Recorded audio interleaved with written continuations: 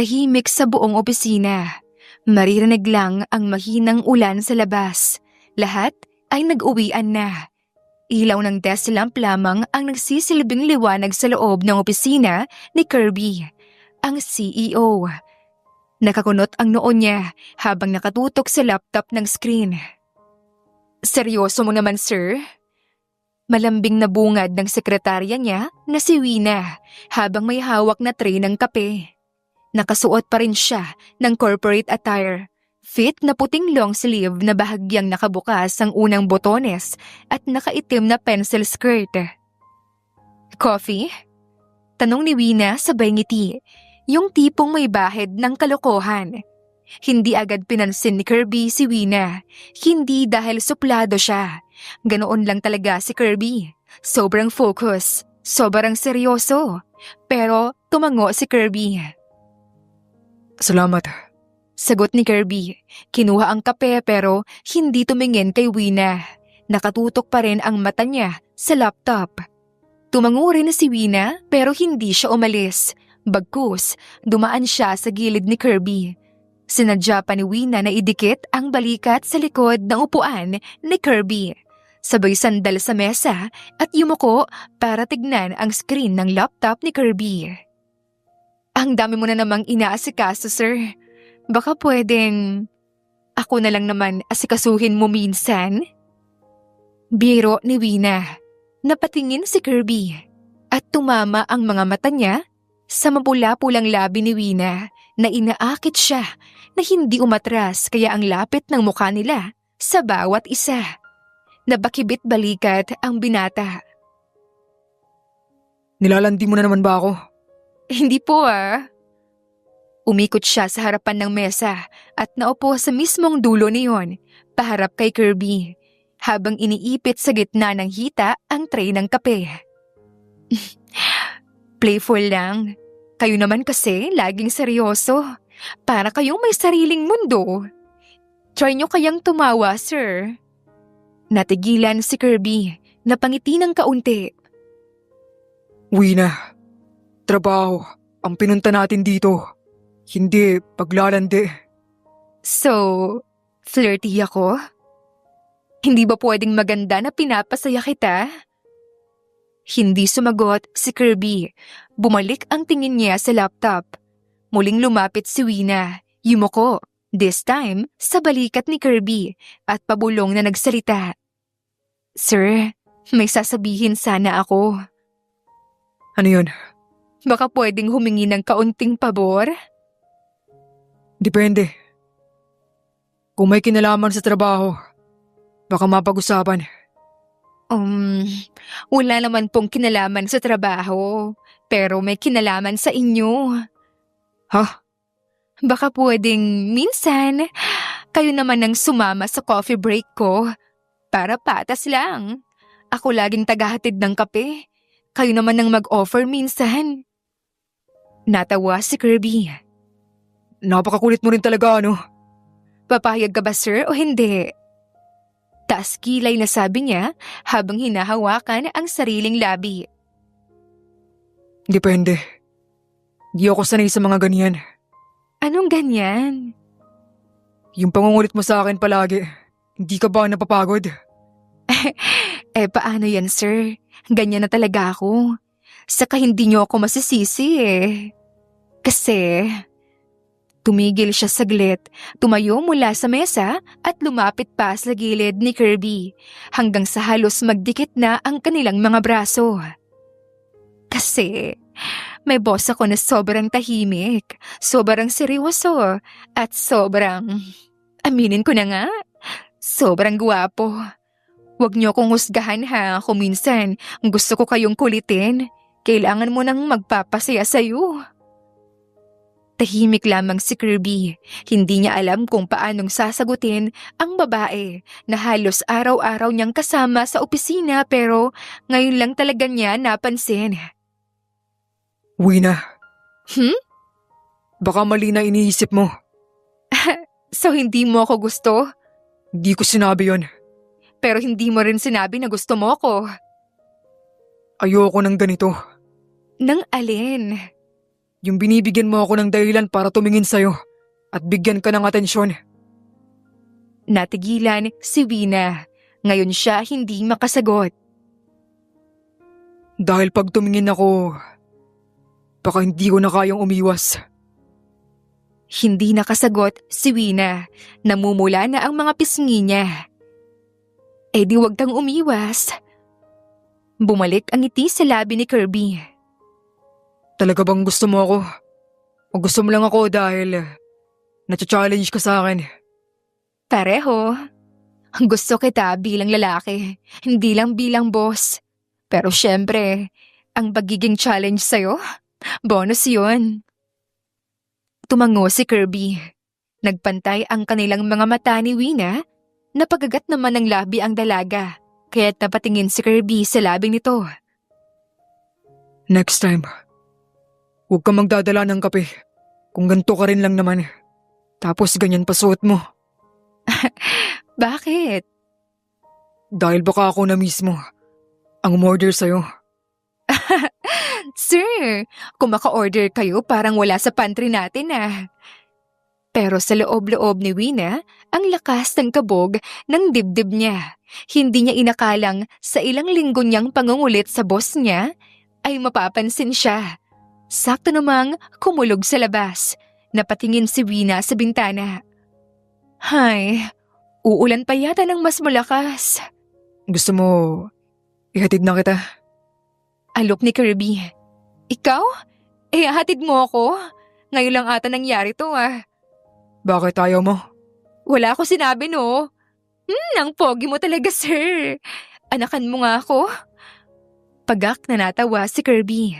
Baka maanakan nga kita talaga niyan. At doon na halos mahimatay si Wina. Inihatid nga ni Kirby si Wina sa kanilang tahanan. Tahimik lamang sila sa may kotse. Halos hindi na nakapagpaalam pa si Wina kay Kirby nang makapasok siya sa bahay nila.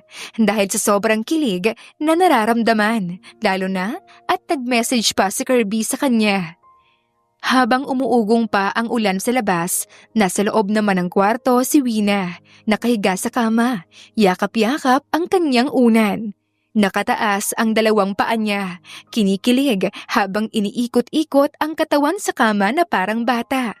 Hindi pa rin siya makaget over. Napapahiyaw siya, parang lalagnatin na siya sa sobrang tuwa. Napakagat labi si Wina, gusto niyang tumakbo sa kalsada at sumigaw. Maya-maya pa, bumaba na nga siya pero nakangiti pa rin habang nakaupo sa may sofa. "Kamusta naman ang araw mo anak?" Sigaw ng ina ni Wina mula sa kusina. Napalingon naman ang dalaga. "Ma! Oh, bakit parang namumulay ang pisngi mo, iha?" Tanong ni Erica, ang kanyang ina. Kasual itong lumabas mula sa kusina habang may hawak na mangkok ng prutas. "Oh my gosh, Mama! Grabe! Hindi mo alam ang nangyari!" Napataas ang kilay ang kanyang ina at inabot kay Wina ang mangkok ng prutas. "Oh, habang nagkakwento ka, may prutas." Pero hindi na nakapaghintay pa si Wina. "Mama! Kinilig ako! As in! Ngayon lang! Sa buong pagiging sekretarya ko, ngayon lang to!" Napakunot ang noo ng ina niya. "Si Kirby?" "Yes! Mama, hindi ko na alam ang gagawin ko. Alam mong crush ko yun, di ba, simula pa lang? Pero kanina, oh my gosh!" Ano bang nangyari? Tanong ng ina niya, masayang nakikinig at nakangiti. "Grabe to, Ma. Overnight na kami sa office. Ako lang at siya yung naiwan. Nagtimpla ako ng kape. Tapos ayun, yung usual na banat ko. Alam mo naman ako, di ba? Malandi kapag may gustong lalaki. Alam ko, mana ka sa akin. Charot!" Napatawa si Wina, pero bumalik agad sa pagkukwento.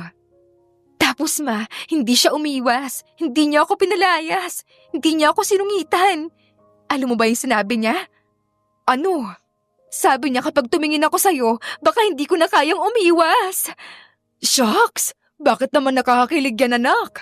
Yung boss mo na parang palaging galit? Yung parang hindi marunong ngumiti? Yun ba yun? Yun, Ma! Ma, nakita mo ba kung paano niya ako tinignan kanina habang papasok ako dito sa bahay? Ay anak, mukhang nahuhulog na nga yung amo mo sa kalandian mo. Napatakip si Wina ng muka. Mama, hindi ko na alam kung anong nangyayari. Pero grabe yung butterfly sa tiyan ko Yung tipo na gusto ko siyang i-chat ngayon. Pero gusto ko ring mag-antay para hindi ako obvious, no? Pero gusto ko rin siyang i-text ng thank you sa paghatid mo sa akin kanina. Pero nakakahiya. Text mo na anak.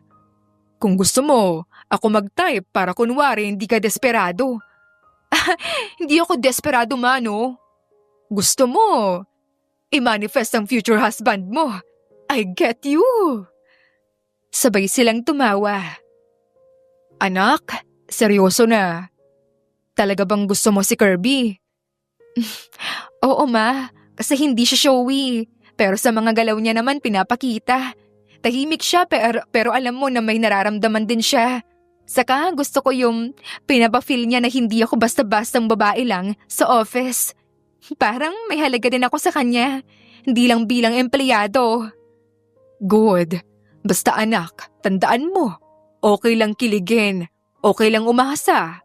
Pero wag mong ibibigay ang lahat agad. Wag mong hayaan na ikaw lang yung palaging lalapit. Dapat may effort din siya. Copy ma, wag madaling makuha. Exactly. Lalo pa at mukhang sanay siyang kontrolado ang lahat sa buhay niya. Baka ikaw maging exception sa lahat ng rules niya. Ma, baka ako na talaga ang plot twist sa buhay niya. Baka nga.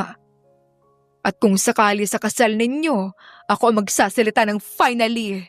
Nakuha ka rin ang anak ko pagkatapos kang landiin. Ma! Aamin lang ako sa feelings ko.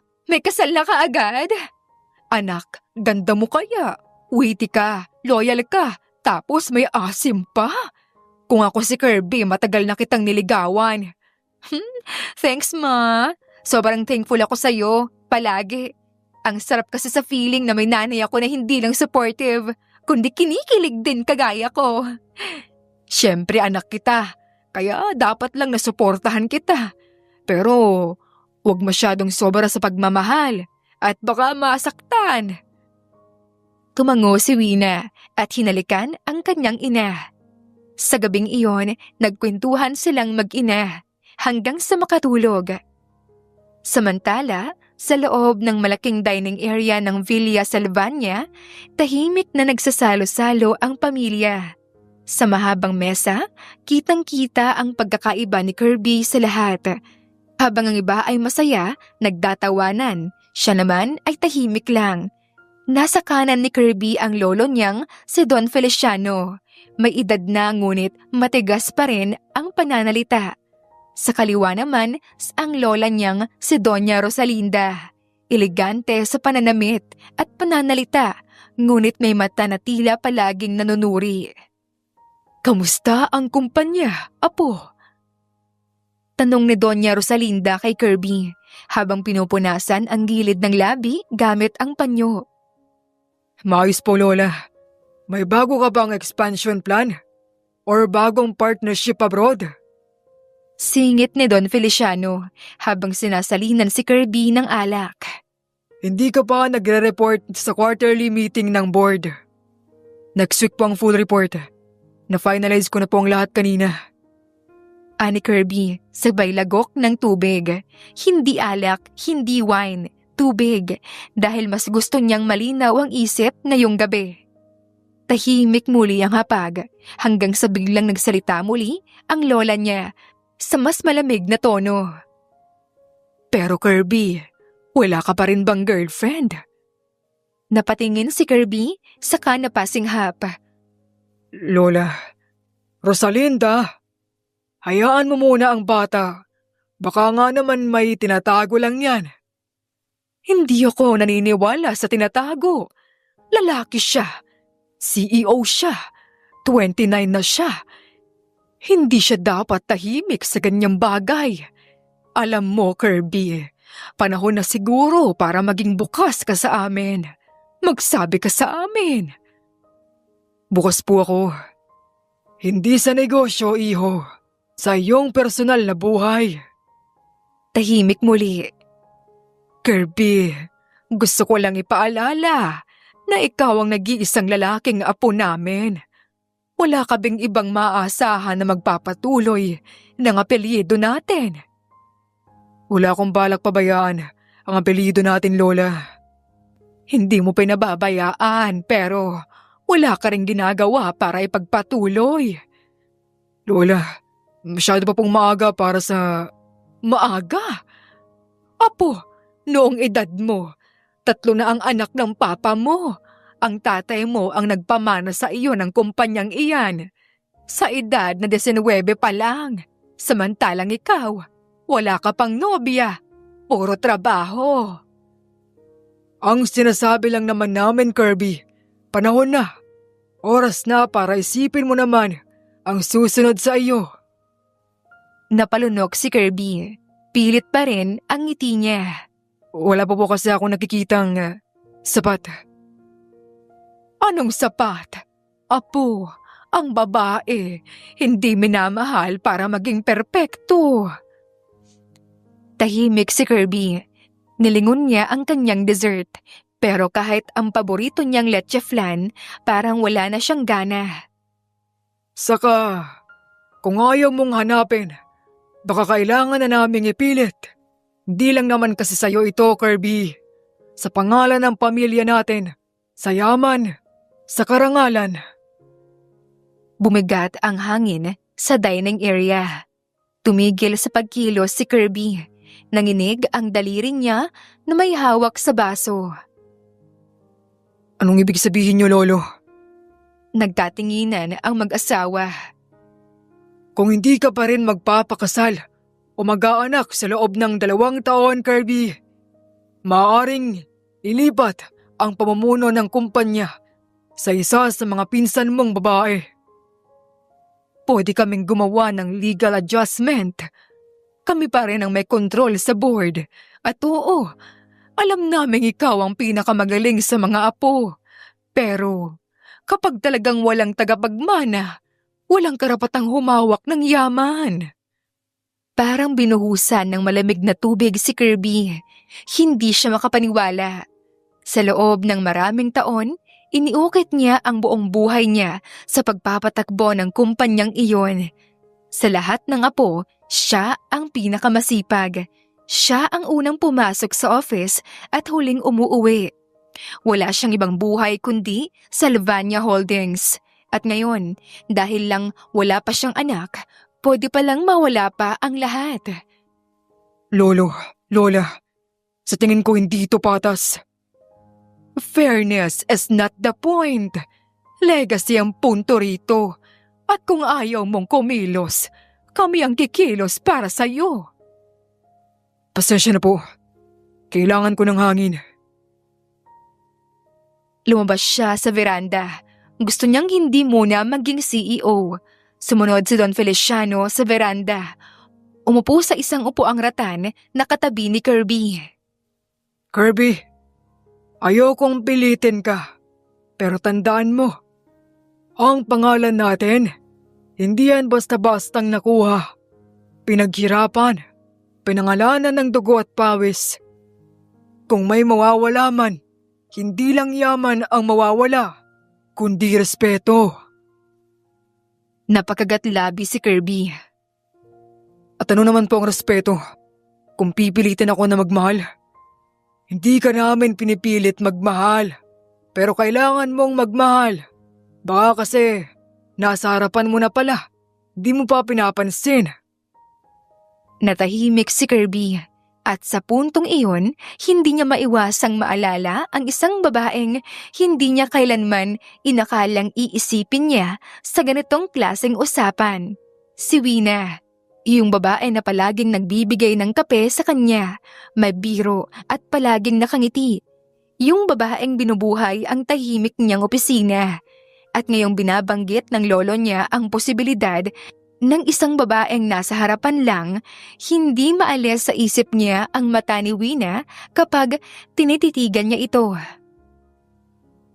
Wina. Bulong niya sa sarili, napatingin ang lolo niya. Ano yon? Wala po. Huwag mong hayaan na ang buhay mo ay puro trabaho lang. Kung gusto mong manatili sa lugar mo ngayon, baka kailangan mo rin kaming sundin sa pagkakataon na ito. At sa kauna-unahang pagkakataon, hindi kinontra ni Kirby ang sinabi ng lolo niya. Kasi sa unang beses din ay may naisip siyang paraan. Kinabukasan, maaga pa lang ay nasa opisina na si Wina. Kahit puyat kakaisip kagabi, pilit pa rin siyang nagbihis ng maayos. Kalma, Wina. Bulong niya sa sarili habang inaayos ang buhok sa salamin ng comfort room. Huwag assuming. Kung sweet siya kagabi, baka nandala lang siya. Pero kahit na anong pilit niya na maging kalmado, hindi pa rin niya napigilang tumingin sa cellphone niya every 10 minutes na baka magme-message ulit si Kirby sa kanya. Pero wala. Kaya naman pumasok na siya sa office ni Kirby at kumatok. Come in. Malamig na boses ni Kirby. Pumasok si Wina, maayos ang postura at hawak ang tray ng kape. Sir, here's your... Good morning. Sabay ngiti ni Kirby. Good morning din po. Nakangiting sabi ni Wina at nilalapag ang tray sa mesa. Mukhang nakarecover na kayo sa stress kahapon, sir. Ikaw, okay ka lang ba kagabi? Wala bang nanakit sa'yo? Wala naman po. Sure ka? Lumapit si Kirby, tumayo mula sa kanyang upuan at nilapitan si Wina hanggang sa halos magdikit na nga sila. Baka may pasa ka rito. Sabay turo niya sa noo ni Wina. Para-paraan sir ayaw aminin na gusto rin ako. Asus! Wika ni Wina sa isipan niya. Wala naman po akong bukol, sir. Natatawang saad niya pero kabado. Pero parang may iniisip ka. Normal lang po siguro. Marami lang iniisip sa work. Work? Or ako? Excuse me? Wala. Tanong lang. Ngiting sabi ni Kirby. Sir, baka kailangan niyo pong magbawas ng sugar sa kape niyo kasi sumobra ka yata sa sweetness ngayon na. Biro niya habang pilit na pinapakalma ang sarili. Pero lalo pang lumapit si Kirby. Napaatras naman si Wina hanggang sa sumandal na nga sa mesa ang likuran niya. Ano bang nalagay mo sa kape ko kahapon? Bakit hanggang ngayon, di ka pa rin matanggal sa isip ko? Sir... Kagabi, hindi ako makatulog. Dagdag pa nito habang nakatingin sa mga labi ni Wilma. Hindi dahil sa quarterly report. Hindi dahil sa dinner. Kundi dahil sa'yo. Napasinghap si Wina. Hindi na siya makagalaw. Hindi rin siya makatingin ng diretsyo. Ano bang meron ka? Tanong ni Kirby, pabulong habang ang isang kamay ay nakapatong na sa gilid ng mesa, malapit sa bewang ni Wina. Bakit pag tumawa ka, parang gusto kong ulit-ulitin kahit bad joke yung sinabi mo? Maganda po kasi ako, sabi ng nanay ko. Maganda? Sagot nito, mas lalo pang lumapit. Hindi lang maganda, Wina. Delikado ka. Diyos ko, ang landi ni sir ngayon. Sabi ni Wina sa isip habang kagat ang labi. Baka makagat ko ang labi mo kapag hindi ka tumigil. Saka kakagat riyan. Napalunok si Wina at umiwas ng tingin. Pagak namang natawa si Kirby. Wina. Bulong ni Kirby, halos 1 pulgada na lang ang layo nila ni Wina. May tanong ako. Ano po yun? Pwede bang mag-break ka sa work ngayon? Kailangan niyo po ba ng excuse letter mula sa akin, sir? Hindi. Kailangan ko lang ng sagot mo. Kung willing kang samahan ako. Napasinghap si Wina. Lunch date? Kung ikaw ang kasama, date na rin siguro. Nag-init ang pisngi ni Wina. Hindi niya alam kung saan siya titingin. Hindi niya alam kung paano siya tatayo nang hindi nanginginig ang tuhod niya. Ano pong meron? Tanong ni Wina, kinakabahan pero kilig na kilig. Ngumisi si Kirby at hinawakan ang labi ni Wilma. Hinaplos ito ni Kirby. Samahan mo lang ako. Kakain lang tayo. Pero kapag hindi ka tumigil kulitin ako, magdamag tayo maghahalikan. Sabay atras niya. Si Wina naman ay halos hindi na makahinga. Mas masarap pa maghalikan magdamag. Basta ikaw, Kirby. At ngumiti si Wina habang kagat ang labi. Hindi niya alam kung anong nagbago sa boss niyang si Kirby. Pero isa lang ang malinaw kay Wina. Sinasabayan ni Kirby ang kalandian niya. Nung tanghali ay sabay ngang nag-lunch sina Kirby at Wilma. At dahil doon, napag-usapan silang dalawa sa opisina. Pero pareho silang walang pakialam. Hindi maitago ni Wina ang kilig na nararamdaman niya hanggang sa pag-uwi dahil napaka-sweet at maasikaso sa kanya ni Kirby. Pero ayaw ni Wina mag-assume pero pwedeng maging delusional. Kaya naman hinayaan niya lalo ang sarili na mahulog lalo kay Kirby. Ilang araw ang lumipas, unti-unting nagiging close sina Wina at Kirby sa bawat isa. Hanggang isang araw, kinausap na ni Kirby si Wina ng seryoso. Tahimik lang ang dalaga habang nag-aayos ng mga dokumentong dapat pirmahan ni Kirby. Simula nang mas maging sweet at malambing si Kirby, parang nawawala na si Wina sa kanyang sarili. Hindi na siya makatingin ng diretsyo sa binata kung tinatawag siya nito sa opisina. She had always admired Kirby. Ang pagkaprofesional nito, ang galing nito na mamuno, at oo, itsura ni Kirby na napakagwapo. Wina, Tawag ni Kirby habang nilalaglag ang ballpen sa mesa. come here. Mabilis na tumayo si Wina, dala ang folder. Yes, sir. Ngumiti si Kirby, mapang-akit. Drop the sir. Just Kirby. Ani Kirby habang nakasandal sa swivel chair. We're not in a meeting. Okay, Kirby. Good girl. Bumilis ang pintig ng puso ni Wina sa narinig, pero pinilit nito na panatilihin ang profesional na tono. Nadala ko na po ang contract. Inabot ni Kirby ang folder, pero hindi nito agad binuksan. Bagkus, tinapik-tapik niya iyon habang pinagmamasdan si Wina mula ulo hanggang paa. Have a seat. Umupo naman si Wina, tahimik pa rin, pero nanlalamig ang palad habang nakapatong sa kanyang lap. Pakiramdam niya ay may sasabihin si Kirby na seryoso. I've been thinking. Panimula nito habang pinaglalaruan ang ballpen niya. Wina, ilang taon ka na ulit?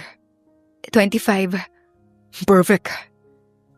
At single ka pa rin, di ba? Hahayaan ko bang landiin mo ako, sir, kung di na ako single? Pagak na natawa si Kirby. Kagat-labi lang naman si Wina para mapatingin si Kirby sa kanyang labi. Baka yung labi mo ay talagang makagat ko na. Stop biting your lips. Agad na sumunod ang dalaga para mapangisi si Kirby. Umikot ang binata sa upuan niya. Umayos ng upo sa katumitig sa dalaga. May sasabihin ako at gusto ko. Kahit na gaano siya ka-weird, pakinggan mo muna hanggang dulo, okay? Sige.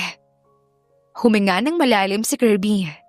Alam mo na siguro na ako lang ang lalaking apo sa pamilya namin. Lahat ng pressure na binigay ng next generation nasa balikat ko. At kung di ako magkakaanak, may posibilidad na mawala sa akin ang posisyon ko. Pati ang mana. Ha? Grabe naman yun. Pinaghirapan mo kaya lahat ng ito. Exactly. Kaya't may naisip akong plano. Gusto ko ng anak. Pero ayoko ng commitment. Ayoko ng kasal. So, you're thinking of surrogacy? Not exactly. Gusto ko ng sariling dugo. At gusto ko sana ikaw. Ha?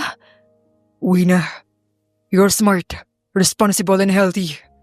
Wala akong ibang pinagkakatiwalaan kundi ikaw.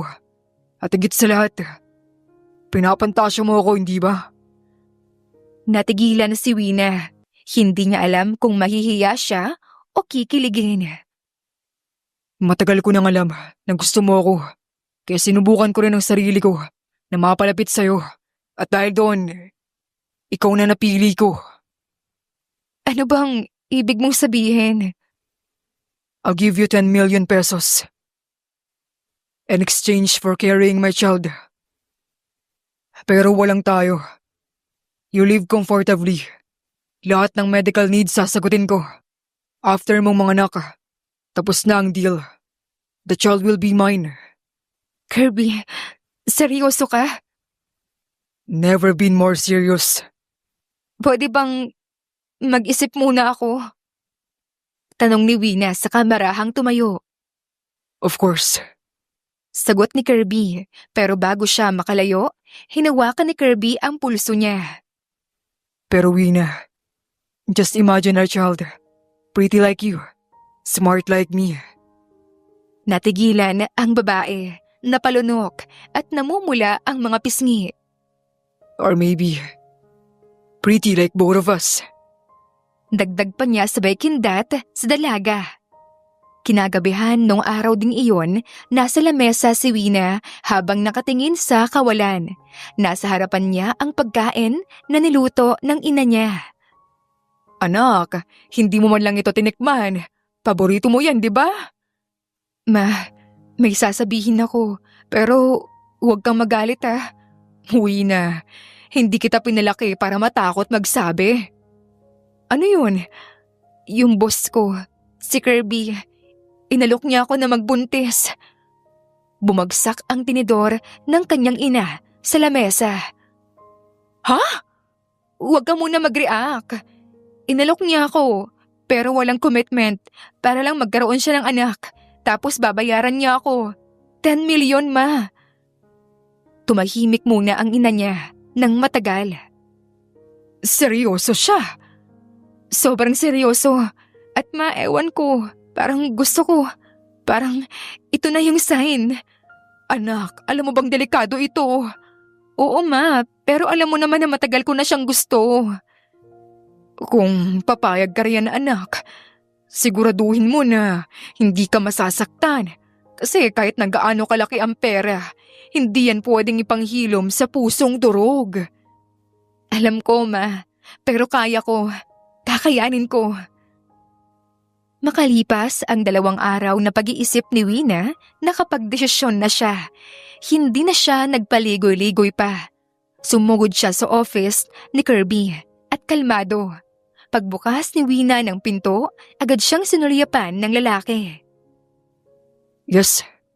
Lumapit si Wina, diretso ang tingin. Puwapayag na ako. Hindi makapaniwala ang lalaki. Napatingin siya kay Wina sa kumpiyansa nito, sa tapang na hindi niya inaasahan. Sigurado ka? Pero may kondisyon ako. Sige, baby. Namula si Wina at bahagyang napayuko pero agad tumindig ng maayos. Kapag nanganak na ako, wala kang karapatang saktan ako. Emotionally, mentally or physically. Kapag naramdaman kong ginagamit mo lang ako, lalayas ako. Dala ang bata. Saglit na katahimikan ang namutawi. Seryoso si Wina. At sa hindi maipaliwanag na dahilan, biglang tumaas ang respeto sa kanya ni Kirby. Deal. Pero sa ngayon, simulan na natin ang arrangement. Lumapit si Kirby kay Wina. Dinampi ang daliri sa pisngi nito. Practice muna. Bulong nito sabay ngiting demonyo. Napakagatlabi si Wina pero hindi na siya umurong. Gago ka talaga. Mahinang bulong nito pero hindi siya umaatras. Pero game ka. Game na game.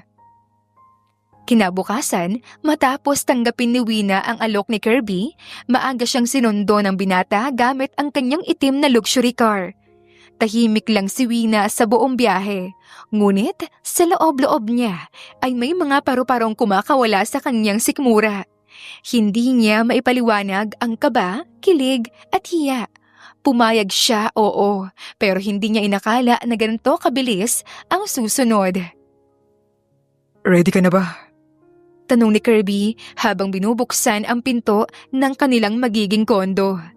Napatingin si Wina sa kanya.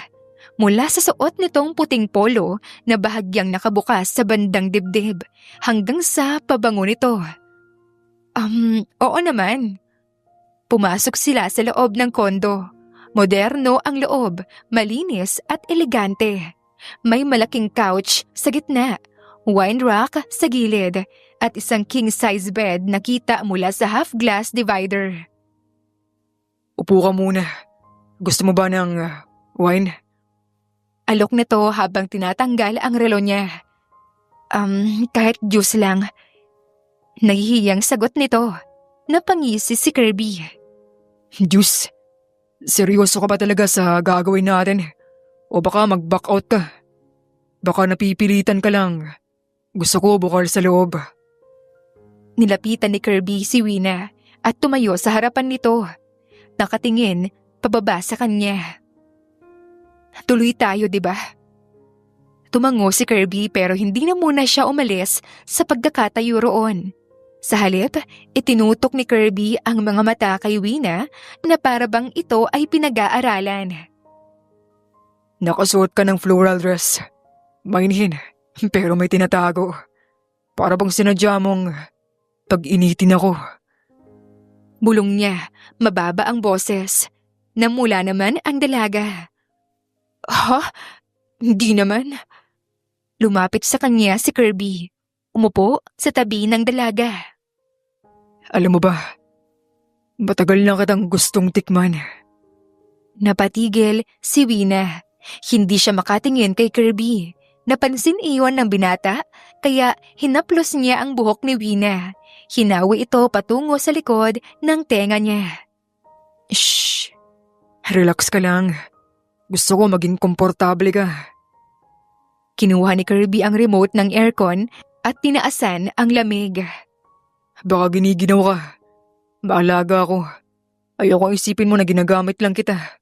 Kahit na unconventional ito. Napatingin si Wina kay Kirby. Nginitaan siya ng binata. Hindi iyong ngiting seryoso gaya sa opisina, kundi yung ngiti na parang sinasadya siyang paibigin. Gusto mo bang magsimula na? O gusto mo na muna manood ng movie? Kumain ng snacks at kiligin muna ng kaunti. Malambing niyang tanong. Nagulat si Wina. Ha? Akala ko ba diretso na tayo? Pwede naman. Pero gusto ko munang malaman kung talagang okay ka. Gusto ko ng koneksyon natin kahit paano. At kung sa tingin mo wala akong pake, nagkakamali ka. Hinawakan ni Kirby ang kamay ni Wina. Parang sinilaban ang pisngi ni Wina. Nakatitig lang siya sa pagkakahawak ng kanilang kamay. Kirby, bakit parang ang sweet mo ngayon? Huwag mong sabihin na ayaw mo. Pabulong na sagot ni Kirby habang dinadampi ang kanyang hindalaki sa palad ni Wina. Hindi na nakasagot pa ang dalaga. Sa halip, naramdaman na lang niyang lumapit si Kirby. Ang init ng hininga nito sa kanyang pisngi. At nang dumampi ang labi nito sa gilid ng kanyang labi, halos mapapikit ang dalaga. Kung di mo ako patitigilin, Wina, baka hindi na ako makapagpigil. Paalala nito ngunit ang kamay niya ay humahaplos na sa tagiliran ng dalaga. Nang hindi tumutol si Wina, tinuloy ni Kirby ang halik. Masuyo, banayad at nanghina agad si Wina. Hinawakan siya ni Kirby sa batok. Dahan-dahan siyang inihiga sa couch habang hindi binibitawan ang labi niya. Nagpantay ang kanilang mga katawan. Ramdam ni Wina ang matigas na dibdib ni Kirby sa kanyang ibabaw. Hinimas ni Kirby ang braso ni Wina, tapos ang bewang, saka huminto. Okay ka pa ba? Tumango si Wina. Good girl. Anito sabay halik muli kay Wina. Ngayon ay mas lumalim, mas mapangahas. At doon na tuluyang may nangyari sa kanilang dalawa na pareho nilang gustong-gusto. Makalipas ang ilang oras, nakahiga na sila sa kama. Suot na ni Wina ang isa sa mga oversized shirt ni Kirby. Nakatagilid siya, nakatalikod sa lalaki. Pero naramdaman niya na may mainit na bisig na yumakap sa kanya mula sa likod. Gusto mo ba ng late dinner mamaya? Tanong niya habang inaamoy ang buhok ni Wina. Ha? Kakain pa tayo?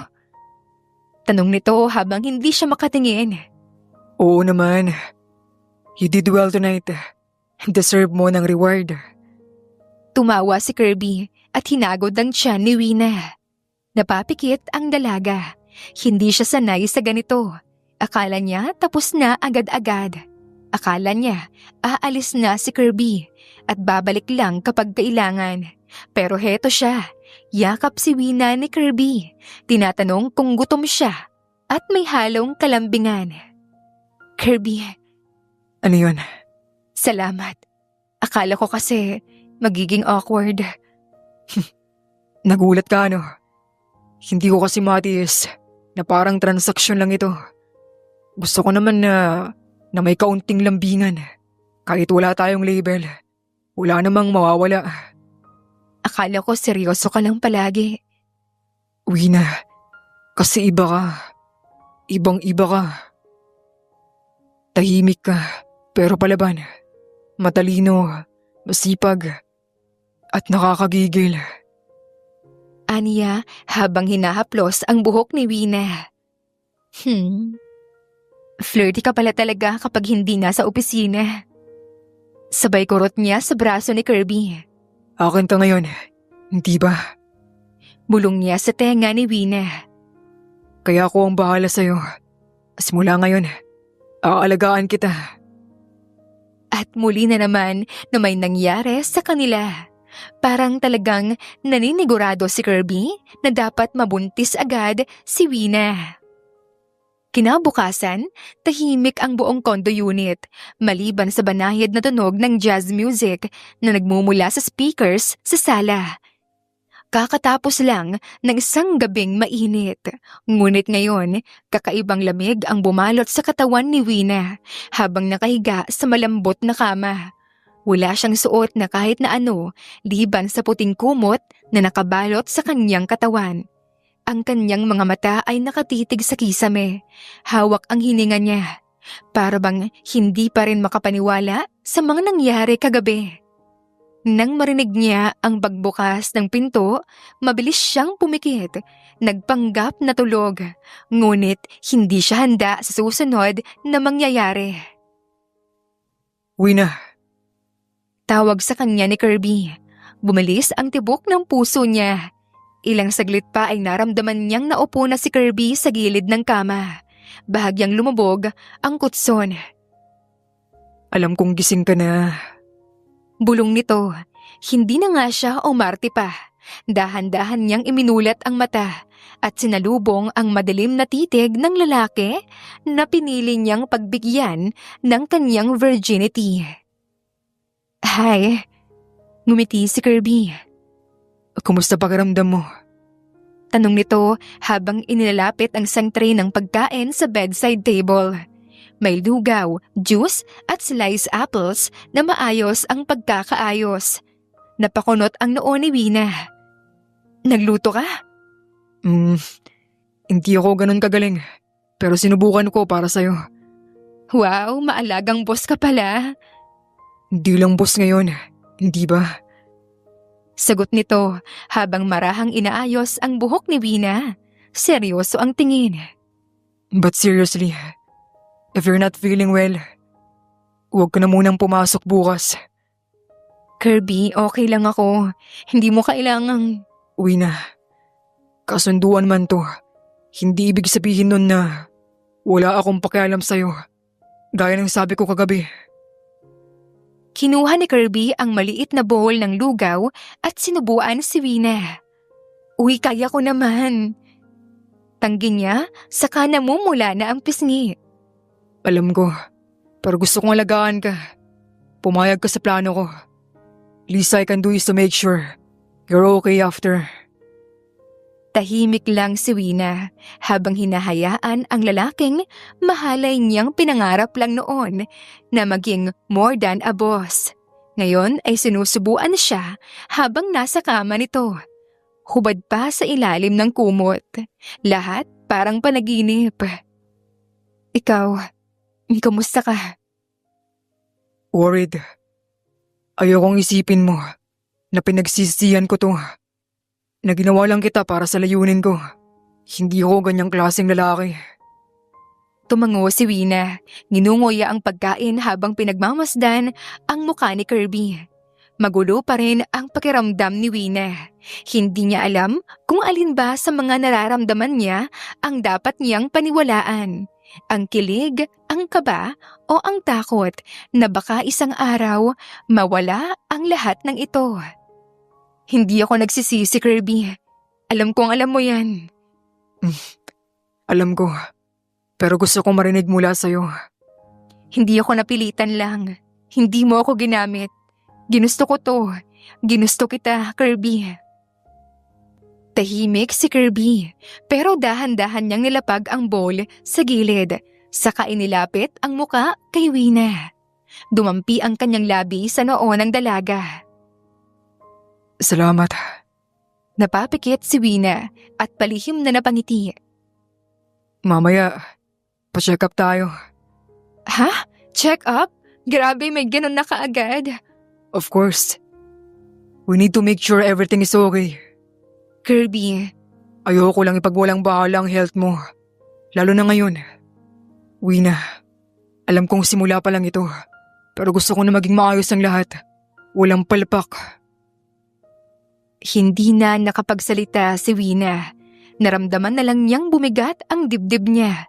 Hindi dahil sa sakit, kundi dahil sa sobrang kabog ng puso niya na tila hindi sanay sa ganitong uri ng lambing mula sa lalaki na matagal niyang sinulyapan sa tuwing dumadaan sa harapan ng mesa niya sa opisina. Ilang sandali pa ay lumapit si Kirby. Hinalikan si Wina sa pisngi. Matulog ka ulit after mong kumain. Ako nang bahala sa office. Hindi, sasama ako sa'yo. Ngumiti si Kirby. Tignan natin. Pero kung ako ang masusunod, dito ka lang. At mamaya check up. Remember? Napangiwi si Wina pero halatang kinikilig pa rin. Bossy ka pala kapag off-duty. Hindi ako bossy. Sweet ako. Sagot nito sabay kindat. Napatawa naman si Wina. Hindi man iyon perpektong simula pero mukhang may pag-asa itong maging tunay. At sa pagkakataong iyon, isang tanong lang ang gumugulo sa isip ni Wina. May pag-asa kayang maging totoo ang lahat? Mamahalin din ba niya ako? Kagaya ng pagmamahal niya sa anak namin? Tanong niya sa isipan. Ilang buwan ang lumipas, madalas nang magkasama sina Wina at Kirby sa kondo ng binata. At patuloy pa rin na madalas na may mangyari sa kanilang dalawa. At habang patagal na patagal silang magkasamang dalawa, mas lumalalim ang nararamdaman ni Wina para kay Kirby.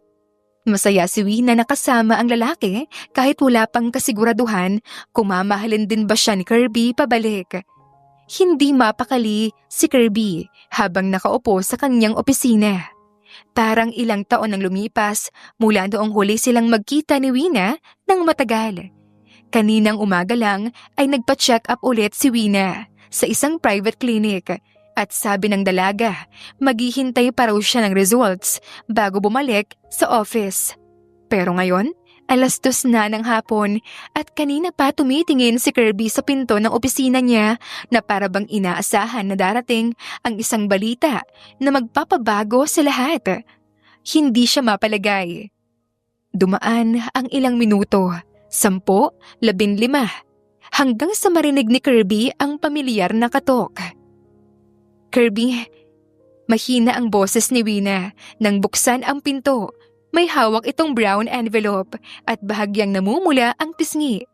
Agad na tumayo si Kirby, parang nawala ang bigat ng kanyang katawan. Wina, Agad niyang nilapitan si Wina. Pinigilan ng sarili na hawakan ang balikat nito. ano? Wina looked at him. His eyes were glimmering. Hindi niya mapigilan ang pagngiti. Positive. Mahina pero malinaw na saad niya, sabay abot ng envelope. Buntis ako. Parang huminto ang mundo ni Kirby. Hindi siya agad nakapagsalita. Parang hindi totoo. Buntis ka talaga? Yes, Kirby. 1 month and 2 weeks na, sabi ng OB. Hindi na nakatiis si Kirby. Mabilis niyang niyakap si Wina. Hindi ito inaasahan ng dalaga, kaya't nanlaki ang mata niya, pero hindi rin siya tumutol. Mabango si Kirby. Ramdam ni Wina ang excitement at tuwa sa lalaki. My gosh, Wina. Gusto kong sumigaw. Tawa ni Kirby habang nakayakap pa rin kay Wina. I can't believe this. Masaya ako na masaya ka. Bumitiw si Kirby mula sa pagkakayakap, pero hindi binitawan ang mga kamay ni Wina. You have no idea how much this means to me. As in, sobra. Ngayon pa lang pakiramdam ko. Nabunutan na ako ng tinik sa dibdib. Finally!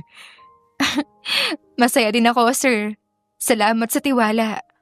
Ay, sir na naman. Nakangising saway nito. Kirby lang, please. Especially ngayon. I mean, buntis ka na sa anak natin. I think that qualifies you to call me something a bit less formal. Okay, Kirby. Oh, maupo ka muna. Alok niya habang inakay si Wina patungo sa may sofa. Do you want water? Juice? Gatas? Grabe ka naman. Parang ilang buwan na agad ako ah. Siyempre, dapat maaga pa lang. Maalaga na ako. Aniya, sabay abot ng bottled water sa mini fridge. Hindi ako papayag. Napabayaan ka, Wina. Promise ko yan. Tahimik si Wina habang pinagmamasdan niya si Kirby. Hindi niya inaasahan na ganito kagalak ang binata. Oo, iniisip ni Wina na matutuwa si Kirby, pero hindi niya inaasahan na halos lumundag na ito sa tuwa kanina. Wina, Seryoso na ang boses ni Kirby pag-upo niyang muli sa tabi ni Wina. alam kong may kasunduan tayo na walang commitment. Pero gusto kong klaruhin na kahit walang label, I'll be here every step of the way. Sa checkups, sa cravings mo, sa mood swings, sa lahat. Gusto kong malaman mo na hindi kita iiwan. Kirby, Wala ka nang dapat alalahanin. Kahit sa bahay mo, ipaparenovate ko kung gusto mo. Or mas okay siguro kung sa kondo ka na muna. Para mabantayan kita palagi. okay lang ba talaga? Of course. In fact, Hinalungkat ni Kirby ang bulsa ng pantalon niya at nilabas ang isang maliit na keycard. ito yung ekstrang susi ng kondo ko. Talagang pwede ka nang mag-move kahit na ngayong linggo. Kahit may separate room ka. Pero syempre, kung gusto mo naman kasama ako sa master's bedroom. Kirby? Singhal ni Wina sabay hampas sa braso nito. Joke lang. Pero seryoso. Gusto ko na safe ka. Gusto ko masaya ka. Gusto ko rin na komportable ka habang dinadala mo ang anak natin. Napaisip si Wina. Sa dami ng babaeng pwedeng alokin ni Kirby ng ganitong proposal, bakit siya pa? Kirby, bakit ako? Hindi ko pa rin maintindihan eh. Mas maraming mas bagay sa'yo. Mas maganda. Mas sophisticated. Wina, Hinawakan nito ang baba ni Wina at nagtama ang kanilang mga mata. ikaw ang pinili ko. Dahil pinagkakatiwalaan kita. Alam kong matalino ka, disente ka, at hindi ka mapagsamantala. At kung ako lang tatanungin, you're more than enough. Saka, matagal na kitang pinagmamasdan, Wina. Napapansin ko rin na papansin ka sa akin noon. Simula pa lang. Pero ngayon, hindi na lang ito ulibog Iba na. Hindi nakasagot si Wina. Sa halip ay iniwas niya ang tingin. Namumula siya. Uy, huwag kang mailang. Sinasabi ko lang yung totoo. I'm not going to pretend. Napatitig si Wina sa kanya. Sa likod ng matapang na mukha ni Kirby, nakita ni Wina ang sincerity. Ang takot na baka mawala ang karangyaan. Oo, pero higit sa lahat, nakita niya ang isang lalaking gustong magmahal at magpakaresponsable. Mahirap man. Susubukan ko, Kirby. Pero ngayon gusto kong mapanatili muna na magaan ito at maayos ito. Of course, walang pressure. Isa lang ang importante ngayon. Buntis ka at magiging ama na ako. At sa sobrang tuwa ni Kirby, bigla siyang tumayo at sumigaw. Yes, Wina. Magiging daddy na ako. Kirby, baka marinig tayo sa labas. Eh di marinig nila. Wala akong pakialam. Sigaw nito, tawa pa rin ng tawa. Sumigaw siya ng sa wakas, meron na rin siyang tagapagmana. Tumayo si Kirby, kinuha niya ang phone at nag-selfie sila ni Wina kahit na anong tanggi nito. Teka, bakit mo kukunin? Memory to, Wina. Unang araw na nalaman kong buntis ka. First official photo natin. Biglang magiging mommy and daddy. Pagkatapos ng picture, tahimik silang nagkatinginan. Thank you, Wina. Bulong niya. Hindi mo alam kung gaano kahalaga sa akin to. At sa sandaling iyon, kahit wala silang label, kahit may kasunduan lang sila, pareho nilang alam na may isang bagay na unti-unti nang umuusbong. At hindi na iyon bastang kasunduan lang. Ilang araw ang lumipas, sobrang maalaga ni Kirby kay Wina. Natatawa na nga lang si Wina dahil mas praning pa si Kirby kaysa sa kanya. Pero napapangiti na lang din si Wina at hinahayaan si Kirby na alagaan siya. Umaga, kausap ni Kirby ang kanyang ina sa kabilang linya. Kirby anak, handa na ang lahat. Nasa dining area na kami ng mga lolo at lola mo. Bungad ng ina niya mula sa kabilang linya. On the way na kami, ma. Sagot nito habang pasimpleng tumitingin kay Wina na nakaupo sa kanyang tabi sa loob ng kotse. Nakasuot si Wina ng simpleng long dress, puting may bulaklak na disenyo, pero litaw pa rin ang natural niyang ganda. Maaliwalas ang muka, may kaunting kaba sa mga mata.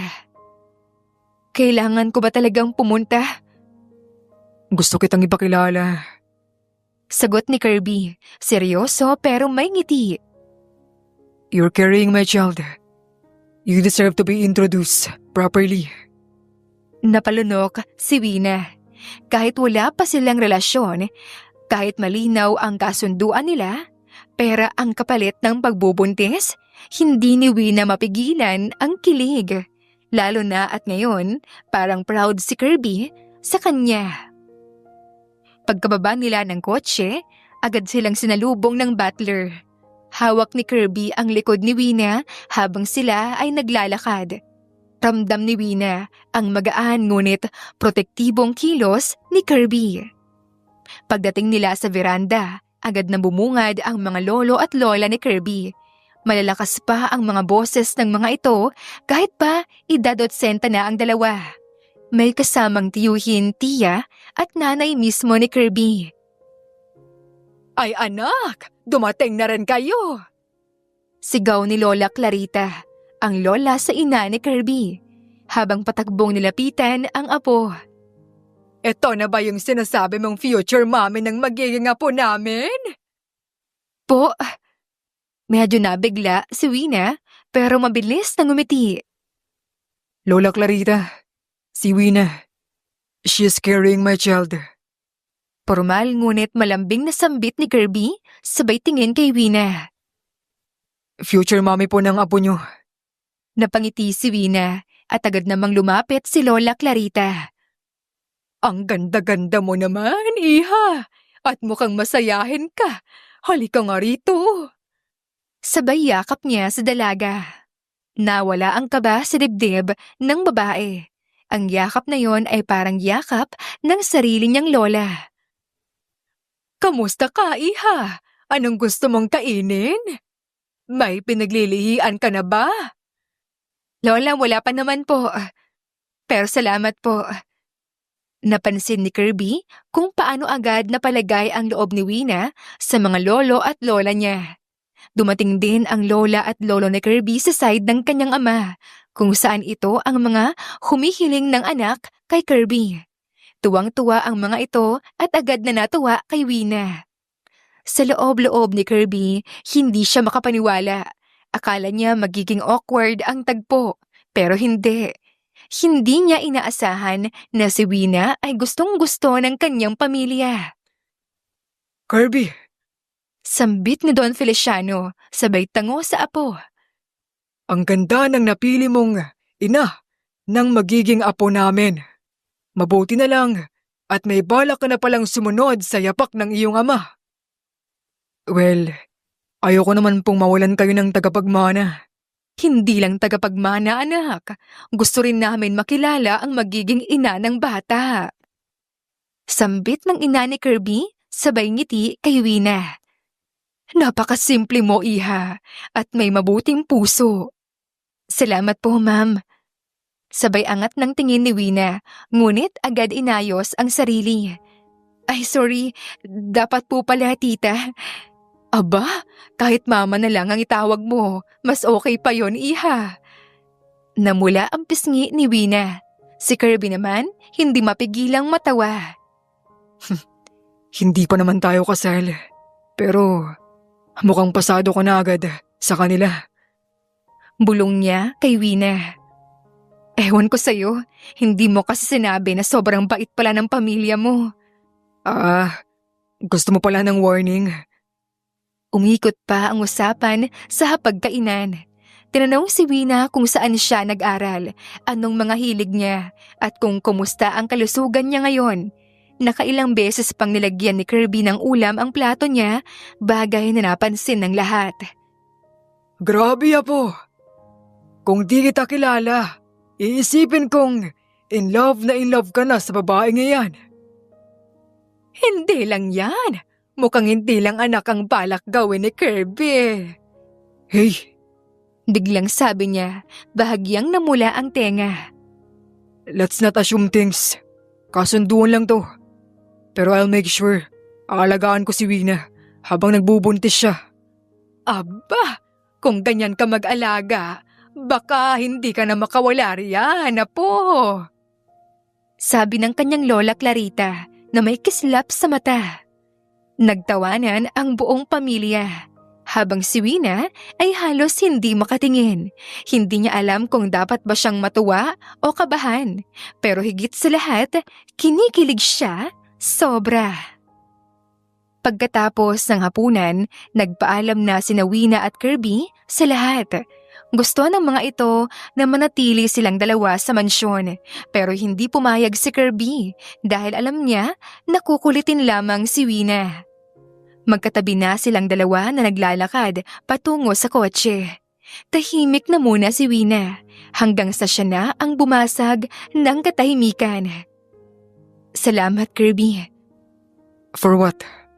Tanong nito habang inaayos ang jacket ni Wina nang dumaos-dos ito sa balikat niya. Para sa pagpapakilala mo sa akin sa pamilya mo. Hindi mo naman kailangan na gawin yon. Pero gusto kong alam ng pamilya ko kung sino ang magiging ina ng apo nila.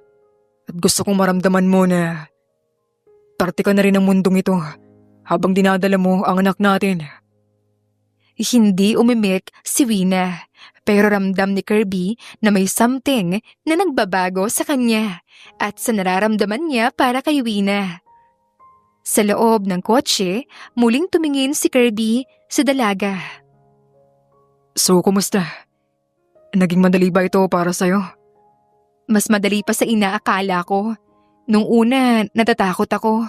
Pero ngayong nakita ko kung gaano ka ka-proud at kung gaano kabait yung pamilya mo, parang gusto ko na rin na maging parte na yun, kahit papano. Then stay. Bulong ni Kirby habang tinitignan siya sa mata. Stay hanggang dulo ng kasunduan. At kung sakaling gusto mong tumagal pa, hindi ako tututol. Namula si Wina at bahagyang napangiti. Hindi niya alam kung biro lang iyon o may halong katotohanan. Pero sa ngayon, sapat na ang alaala ng mainit na pagtanggap ng pamilya ni Kirby. Sapat na ang kilig at sayang nararamdaman ni Wina. Ilang buwan ang lumipas, maalaga at maasikaso pa rin si Kirby kay Wina na siyang paunti-unti nang lumalaki ang tiyan. Buwan na rin ang lumipas mula nang unang marinig ng binata ang tibok ng puso ng anak nila sa sinapupunan ni Wina. Simula noon ay para siyang naging ibang tao. Hindi na siya yung istriktong CEO na palaging seryoso at mailap. Sa halip, isa na siyang lalaki na hindi mapakali kapag hindi nakikita si Wina. Mag-aalas 7 na ng gabi nang dumating si Kirby sa kanilang kondo, galing sa isang mahabang meeting. Kanina pa niya nais umuwi dahil nananakit ang likod ni Wina, pero may kinailangan talagang tapusin siya sa opisina. Agad siyang naghubad ng coat, hindi na nagpalit pa ng damit. Dumiretso agad sa kwarto. Maingat niyang binuksan ang pinto at doon niya nakita si Wina. Nakatagilid habang nakayakap sa pregnancy pillow. Nakapink na oversized shirt at nagulo ang buhok. Hindi mapigilan ni Kirby ang ngumiti. Talagang iba na ang dating sa kanya ni Wina. Maingat na lumapit si Kirby at naupo sa gilid ng kama. Wina. Mahinang tawag niya habang hinahaplos ang likod nito. Dumilat ang babae. Medyo nanlalabo pa ang mata. Huy, kakauwi mo lang? Namiss ko kayo. Sabay halik niya sa noo ni Wina. Masakit pa ba likod mo? Medyo, pero kaya ko pa naman. Kailangan mo ba ng masahe? Baka naman may hidden na agenda ka dyan na Mr. CEO. For now, wala naman. At kinindatan niya si Wina. Ayoko nga, baka mapagod ka. Basta para sa inyo, hindi ako napapagod. Malambing ang tono niya habang marahan niyang minamasahe ang likod ni Wina. Alam mo ba, kahit ilang meetings pa yan, kahit ilang client pang kausapin ko isang araw, kapag nakikita kong safe ka at okay, parang gumagaan na yung pakiramdam ko. Kirby, bulong niya parang may kung anong gumuhit sa puso niya. Bakit? Ba't ganyan ka? Anong ganyan? Yung sobrang bait mo na, sobrang sweet, parang hindi ikaw to Hindi rin ako makapaniwala, pero sa bawat araw na kasama kita, may nagbabago sa akin. Dati, gusto ko lang yung bata, pero ngayon, ikaw na rin. Natigilan si Wina. Huwag kang ganyan. Bakit? Baka kasi ako yung mahulog lalo eh. Eh di sabay tayong mahulog. At hinalikan ni Kirby ang labi ni Wina. Tumugon naman si Wina. Nakapikit ang mga mata. Bumaba ang mga kamay ni Kirby sa tiyan ni Wina at marahang hinaplos. Napangiti naman ang dalaga at hinayaan niyang halikan siya ni Kirby. Kinabukasan, Sabado, si Kirby na ang nagluto ng almusal. Nagising si Wina sa amoy ng sinangag at bacon. Lumabas siya ng silid, hawak ang tiyan niya. Ang bango naman. Good morning, Mommy. Masayang bati ni Kirby habang inaayos ang tray. Breakfast in bed tayo ngayon. Doctor's order. Dapat relax ka lang. Dok? O ikaw lang talaga? Ako nga, pero may lisensya ako Lisensyadong tagapangalaga mo. Ngumiti si Wina. Natutuwa ang puso niya. Talagang hindi na ito katulad ng dating Kirby na suplado. Ngayon ay parang ang dami na nitong paandar. Inalalayan ni Kirby si Wina patungong sofa. Binigyan ng unan at blanket. Nilapag ang tray sa harapan ni Wina na may sinangag, itlog, bacon, prutas at gatas. Talaga bang seryoso ka sa pagiging maalaga? Anya habang kumakain. Siyempre, mahal ko ang anak natin.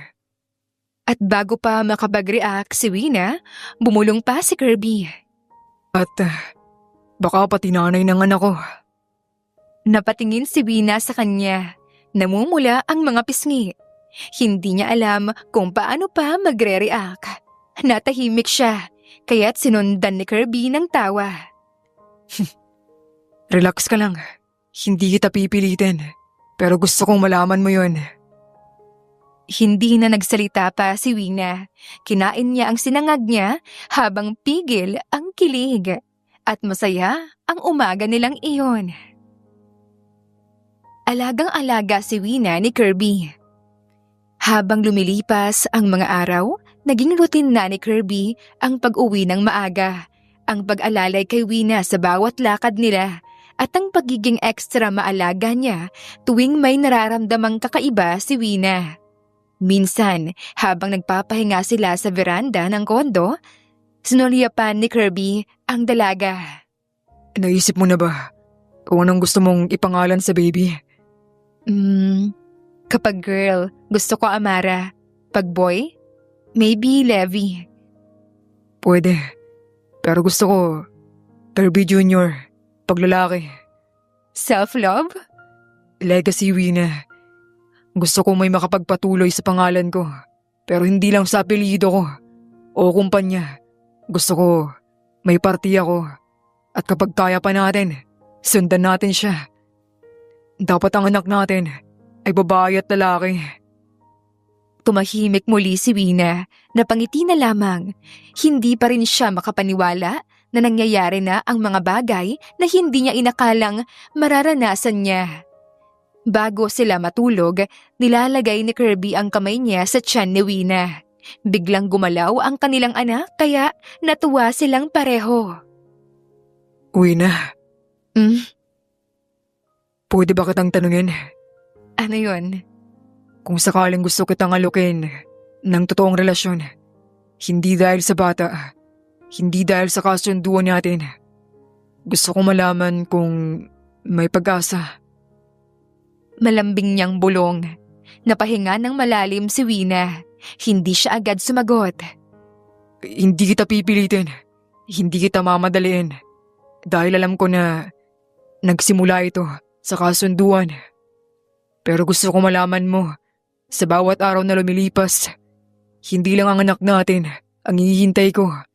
Ikaw din. Gustong-gusto na kita. Higit pa sa pagkagusto mo sa akin. Hindi nakaimik si Wina, pero may ngiti sa kanyang labi.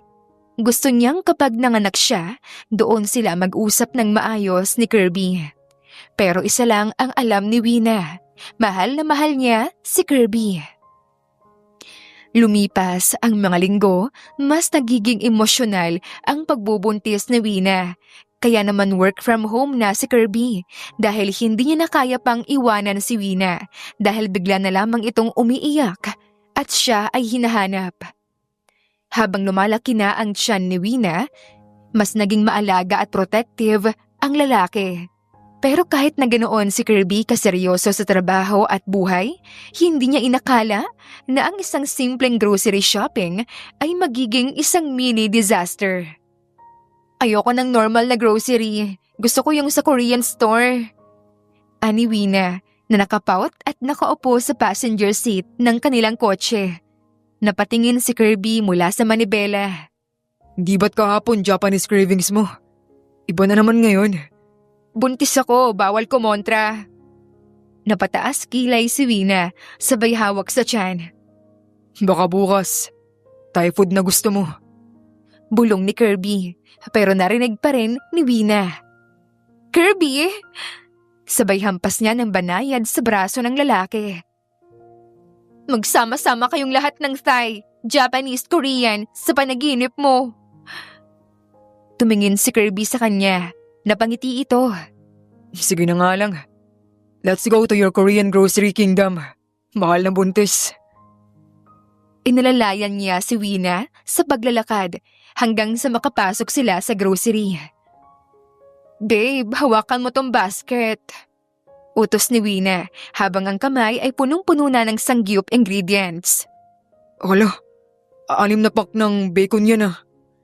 Tanong ni Kirby habang buhat ang mabigat na basket. Iba-iba ang flavor. Di mo yan maiintindihan. Sagot ni Wina habang may dinadagdag pa ulit. Napaisip si Kirby. Minsan sweet siya sa akin. Tapos gustong-gusto niyang nasa ibabaw niya ako. Ngayon naman, nagagalit. Ay nako, ang buntis ko talaga. Masyado akong pinapahirapan pero nakakatuwa.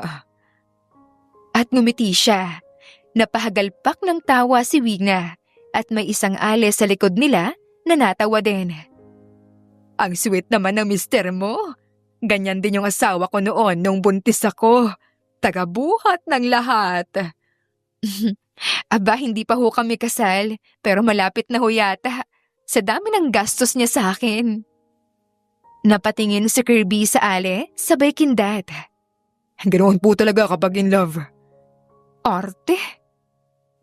Habang nasa pila sa cashier, Kirby was scrolling on his phone habang si Wina ay may hawak pang chichirya na hindi nila balak bilhin. Kirby, ito pa. Tteokbokki. Hindi ko alam kung paano lutuin pero cute siya tignan. Teka lang, hindi mo pala alam kung paano lutuin pero kukunin mo? Eh di tignan mo sa TikTok. Madali lang yan. At saka ikaw magluluto niyan. Kaya palang laki ng grocery bill natin. Bumibili tayo ng cute na pang-display lang. Napatawa si Wina. Ikaw rin naman, cute rin kaya ako. Hindi ko naman sinabing hindi ah. Tumingin siya kay Wina, seryoso ang muka. Cute ka, lalo na kapag galit. Nagulat si Wina sa naging sagot nito. Napakalandi mo, gusto mo lang makaisa. Bawal naman. Bleh. Napahalakhak naman si Kirby. Tuwang-tuwa sa inaasal ni Wina. Pag-uwi sa kondo, nag-aayos na si Kirby ng pinamili nila habang si Wina ay nakaupo at nakangiti. Alam mo ba, Kirbs? Ngayon lang ako nakapamili ng ganito karami na walang guilt. Usually kasi kapag sarili kong pera, pinipili ko pa eh. Pero ngayon, wala akong pake. Sweldo mo kasi. Wow ah. So ginagatasan mo lang ako? Ganon? Siyempre hindi. Inaalagaan din naman kita, di ba? Pinagluluto kita. Sinisigurado ko na hindi ka late sa meeting mo. True. Pero sa gastos, ngayong buntis ka. Parang mas inaalagaan mo yung Korean cravings mo kaysa sa akin. Tumawa si Wina, sabay hagis ang isang piraso ng seaweed snack sa direksyon ni Kirby. Tumigil ka nga riyan. Maya-maya may kumatok sa pinto, kaya't nagkatinginan ang dalawa. Wala naman tayong bisita, hindi ba? Binuksan niya ang pinto, isang delivery guy. Sir Kirby, may delivery po kayo. Isang cart ng Korean ice cream po. Napakurap si Kirby. Isang cart? Dumungaw si Wina mula sa likod. Oh my gosh! Dumating na! Wait, ikaw nag-order? Oo. Baka kasi maubusan ulit eh. Pre-order yan. Kirby turned to the delivery guy. Ilagay mo na lang po riyan. Baka kailangan ko munang kausapin ng mahal kong buntis. Pagkatapos maayos lahat, habang inilalagay ni Kirby ang mga ice cream sa freezer, tumingin siya kay Wina. Ilang buwan nga ulit bago ka manganak? Mga 3 pa. Ay, 3 buwan pang Korean overload food ang pagdadaanan ko. Sabay ng overload sa puso mo dahil sa akin. Overload talaga. Sa gastos, sa saya, sa kaguluhan.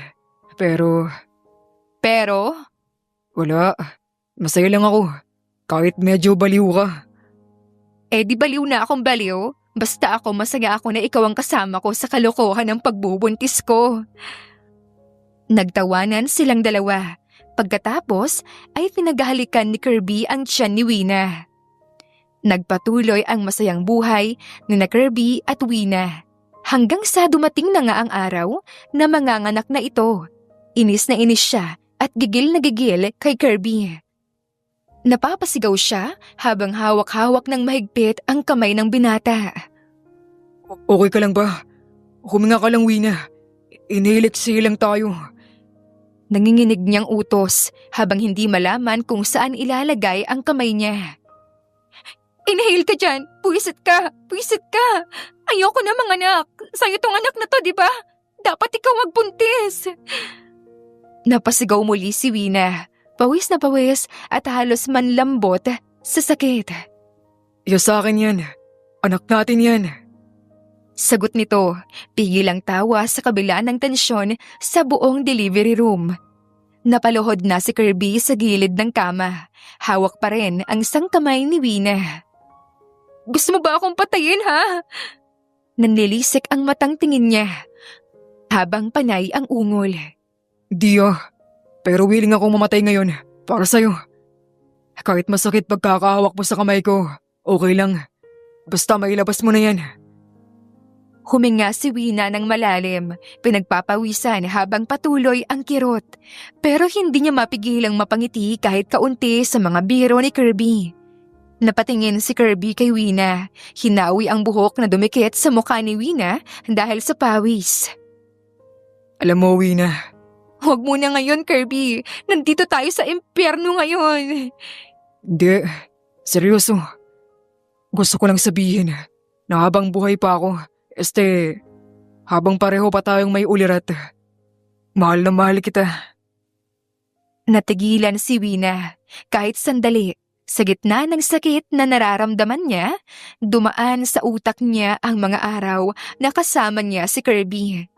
Mula sa pagiging boss na cold at formal hanggang sa mga gabi na bigla na lang siyang hinahatiran ng prutas, binibilihan ng prenatal vitamins at pinagtitimpla ng gatas bago matulog. Mahal? Oo, hindi lang dahil magiging ina ka ng anak ko. Mahal kita, yung totoo. At kahit hindi ito nagsimula sa normal na paraan, ikaw lang ang gusto kong makasama habang buhay. Biglang napaiyak si Wina, hindi dahil sa sakit ng panganganak, kundi dahil sa sinabi ni Kirby. Ako rin, matagal na kitang gusto kaya nga nilalandi kita. Akala ko crush lang, pero hindi pala. Sa bawat araw na kasama kita, mas lalo akong nahuhulog. Miss Wina, push mo pa! Sigaw ng doktor. Ay, nakakasira naman ng moment yung doktor! Sigaw ni Wina. Nasabay na patawa din kahit nanginginig na. Okay lang yan. Tapos na ang drama. Next scene na. Anak na. Natatawang bulalas niya. Kirby, Yes. pagkatapos nito, pakakasalan mo ba ako? Teka, ako dapat nang tatanong niyan. Pero yes, kahit ngayon na. Pagkatapos mong itulak yan, isusunod na natin ang kasal. Napasigaw si Wina, pero hindi na dahil sa inis, kundi sa wakas, nailabas na niya ang pangalawang sanggol. Isang iyak ng bata ang pumuno sa buong delivery room. Tumingin si Kirby kay Wina, halos mapuno ng luha ang mga mata. Ayan ang mga anak natin. Ang lumabas sa tiyan mo. Anong ginawa mo? Tayong dalawa ang gumawa, gago. Sagot niya, humihingal pero may ngiti sa labi. Teamwork yan. Dahan-dahang lumapit ang nurse at inabot sa kanila ang sanggol. Napangiti si Kirby, pinipigilan ang luha. Thank you so much, Mommy Wina. Napangiti si Wina nang halikan siya ni Kirby sa noo. Maya-maya pagkatapos asikasuhin ang lahat, tahimik ang kwarto ng ospital. Nakaupo si Kirby sa gilid ng kama. Suot ang simpleng itim na shirt at gray na sweatpants. Wala ang karaniwang tikas ng isang CEO. Sa halip, isang lalaking tatay na. Sa kanyang bisig, maingat niyang hawak ang isa sa kambal. Sa kabila naman ng kama, nakasandal si Wina habang yakap ang isa pa. May mga mapupusyaw na eye bags sa ilalim ng mga mata ni Wina, ngunit kapansin-pansin ang liwanag sa mukha niya. Pagod pero masaya, may takot pero may tapang. Anong gusto mong ipangalan sa kanila? Mahinang boses na tanong ni Wina habang pinagmamasdan ang anak na dahan-dahang bumubuka ang bibig para humikab. Kirby looked down at the tiny human in his arms, then smiled faintly. I was thinking, Kian, para dito kay kuya. Bagay sa kanya, Kian. And sa kapatid niya, ikaw mamili. Kira. Para naman babagay kay Kian at Kira. Tumango si Kirby. Perfect. Nagkatitigan silang dalawa, parehong hindi sigurado kung ano ang dapat sabihin. Iba na to, Kirby. Hindi na ito katulad ng napag-usapan natin noon. Alam ko. Tahimik, seryoso ang mga mata ni Wina at hindi na siya nagbibiro. Hindi na lang ito tungkol sa pera at hindi na rin ito tungkol sa anak na gusto mong maging tagapagmana. Bumuntong hininga si Kirby. Pinagmasdan niya si Kian, saka tumingin muli kay Wina. Tama ka. Then, what is this about, Kirby?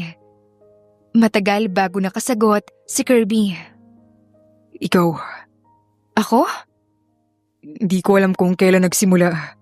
Pero sa bawat araw na kasama kita, sa bawat haplos mo sa tiyan mo, habang tinitignan kita mula sa malayo, sa bawat ngiti mo, kahit na pagod ka na.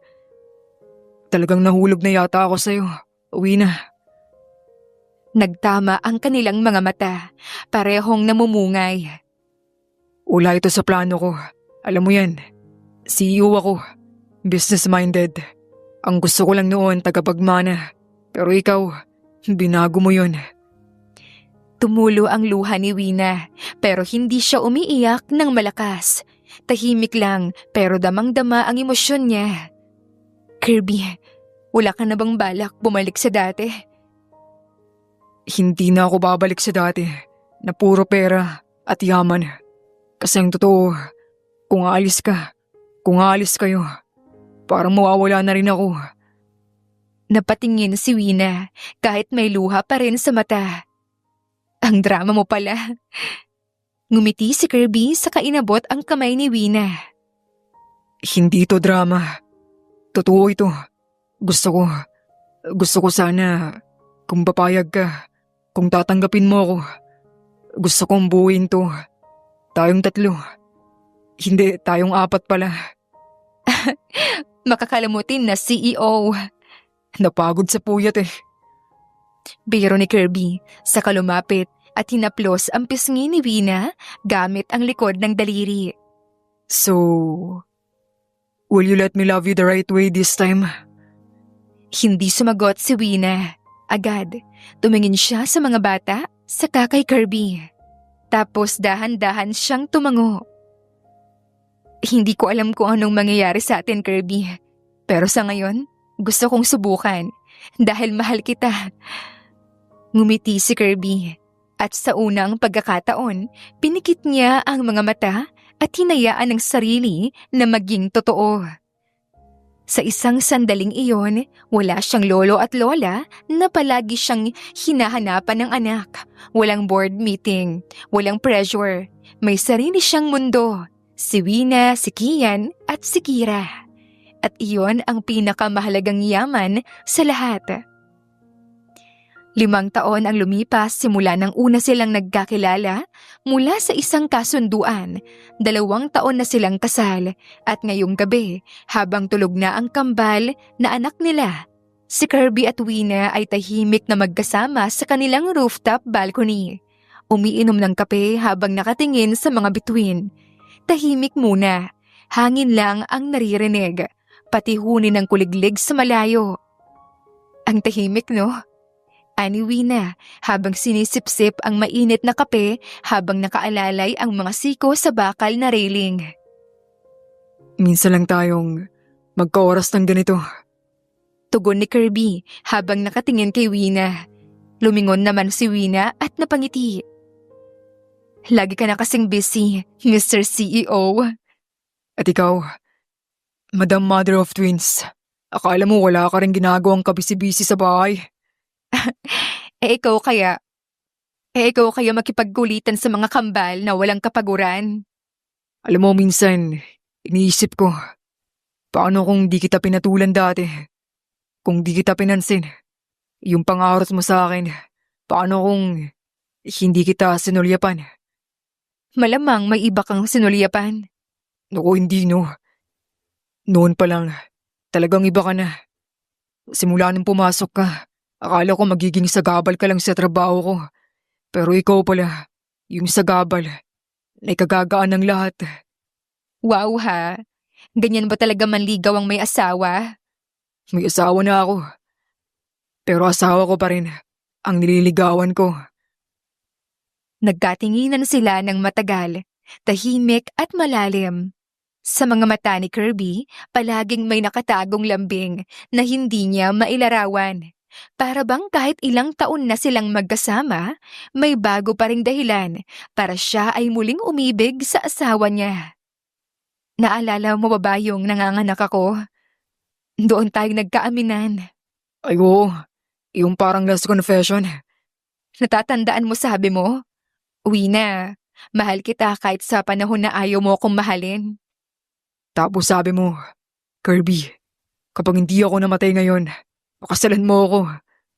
Tapos sumigaw ka at kinagat ang kamay ko. Pareho silang tumawa ng malakas. Seryoso, hindi ko pa rin maisip hanggang ngayon kung paano nagbago ang buhay ko. Dahil sa kambal. Dahil sa lahat, sa'yo, sa atin, sa bahay na to, sa tahimik na ganitong gabi, sa simpleng ganito. Uwi na. Hinawakan ni Kirby ang kamay ng asawa. Hindi ako magaling sa mga matatamis sa salita. Pero salamat. Para saan? Sa pagpili sa akin, kahit pa dati ang sungit ko. Kahit pa noon, hindi mo alam kung seryoso ba ako. Kahit pa napaka-complicated ng simula natin. Hindi mo ako iniwan. Kasi kahit na hindi mo sinasabi, ramdam ko Ang alin? na nahuhulog ka na sa akin noon. Napangiti si Kirby. Minsan naisip ko, paano kung hindi natin to ginawang totoo? Hindi ko na ma-imagine yung buhay ko na wala ka. Kahit na gaano tayo mag-away, kahit ilang beses tayo magtatalo, ikaw pa rin yung gusto kong kasama hanggang pagtanda. May mga araw pa rin ba na gusto mo akong sabunutan? Siyempre, pero mahal kita, kaya nga hindi ko ginagawa. Tumawa si Kirby. Ako rin lalo na kapag di mo nilalagay yung baso sa tamang lalagyan. Parang gusto kitang sermonan buong gabi. Baka gusto mong palayasin kita. Ang tapang na ng misis ko ngayon Dati pa. Muli silang nagkatinginan, pero ngayon ay may saya na sa kanilang mga mata. Kirby, may tanong ako. Go, wife. Kung papipiliin ka, ako pa rin ba? Tumingin si Kirby sa kanya, sa kamarahang hinawakan ang mukha ni Wina. Sa 1,000 buhay, ikaw at ikaw pa rin ang pipiliin ko. Kahit magsimula ulit tayo sa kasunduan, kahit mag-ulit pa tayo simula umpisa, basta ikaw ang kasama ko, uulit ako. Tumulo ang luha ni Wina, pero hindi ito luha ng lungkot, kundi luha ng pag-ibig na pinagtibay ng panahon. Hindi ako natatakot, Kirby. Anong ibig mong sabihin? Nung una, natatakot ako na baka iwan mo ko. Takot ako na baka hindi mo ako piliin. Pero ngayon, kahit sa pinakamalalang araw, alam kong hindi mo ako tatalikuran. Hinapit siya ni Kirby at niyakap ng mahigpit. Wina, kailanman, hindi kita tatalikuran. Ako pa ba? Mahal na mahal kita. Ako nga natatakot niyan Mahal na mahal din kita, Kirby. Nang gabing iyon, muli silang nangako sa bawat isa habang magkayakap. Wala na silang mahihiling pa kundi ang kapayapaan para sa kanilang magandang buhay. At sa paglipas ng panahon, natutunan ni na Kirby at Wina na ang tunay na pag-ibig ay hindi palaging nagsisimula sa tamang paraan, kundi sa tamang tao na pinili mong mahalin araw-araw. Sa kabila ng lahat, ang puso pa rin ang magtatakda ng totoong tahanan at walang hanggang pagmamahalan. Sa pag-ibig, may mga bagay na nagsisimula sa hindi inaasahang paraan, kagaya ng kasunduan, pakiusap o plano.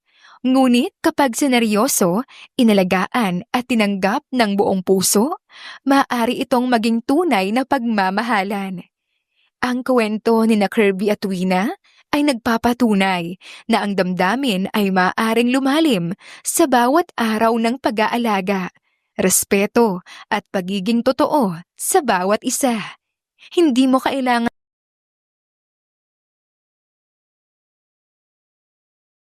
Naitan Canada, Lisa Lisa, Elia Evangelista Anderson, Rosemary Vasquez, Charlene Cartilla, Nat Greenfax, Wilma Oliveros, Jennifer from Singapore, Ederlina Albiso, Lloyd Dagabas, Rad TV of Hong Kong, Presbyteros Rose Ostanalito, Eli Evangelista Anderson, Jalen Barobaro,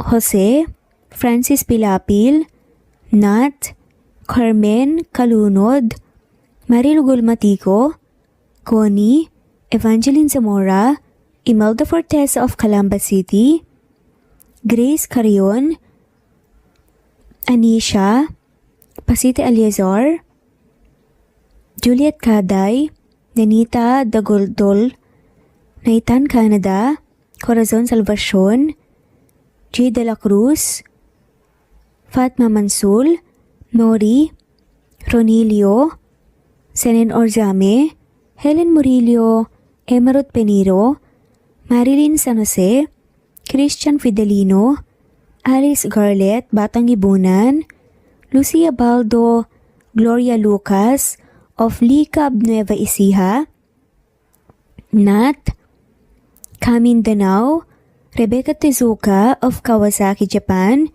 Elvi Candontol, Annie Hoson, Marie Cristal Hilario, Lloyd Danankil, Merlilyn, Fe Navares, Jelly Tampos, Chubby Doll, Charlene Naton of Bog City, Cebu, Ana Victorina, Ann Mariano, Teresita Schmid, Liliano Bebe, of Rome, Italy, Marisa de los Reyes Arroyo, Eli Bitasolo, Kidim Tess, Kinshano Ebas, Maria Elena Barosa, Nora Bell, Sevan, Nathan, Lilia of Macau, Carmen Sita Falcon, Geraldine De Jesus, Annalyn Divina Gracia, Adorias, Aradhani, Vilma Lukban, Remedios Solmantil, Ederlina Albinso, Maria, Josephine, Peña Sales, Rosalie, Naitan, Fe, Dip Dorado, Maribel Quitola of Antipolo City, Lloyd Dagabas, Busolve Tayo, Marilu Abad, Epifania de Ocares, Zenaida Hamo, Marie Cristal, Tess Batatas, Jay, Lynn, Juliet, Lilia, Teresita, Rosemary, Evangeline, Ronil, Rebecca, Rosalie Datu, Eliza Fronda of Marlene Basico, Flordette, Nancy Hupia, Batang Ibunan, Eli Bitasolo of Milan, Italy,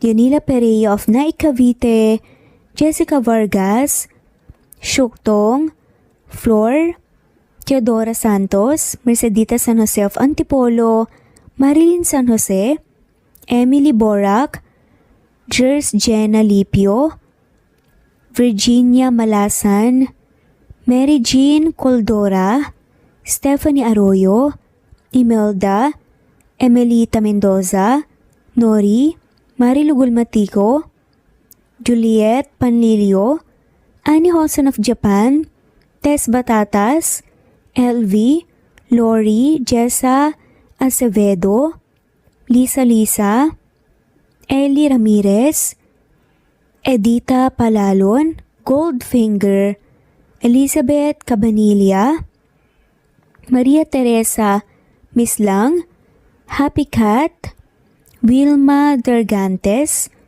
Glory Rojas, Donilia, Loida Nankil, Anna Flor Saiko, Marilyn Sasaki of Japan, Naija Adele Panganiban, Baby Floresca Pasita Eliazar of Ontario, Canada, Marilyn Sasaki, Ederlina Albiso, Virginia Malasan, Felicita, Nenita Gomez, Anything Goes, Josie Lanusa, Rinante Salamania, France, Techi Pacardo of France, Joel Capili, Rinante Salamania, Girly Bandia, Josie Lanusa, Angelina Barbado of Santa Maria, Bulacan, Wendy Got of Japan, Fe Ramirez and Mariano Alfonsa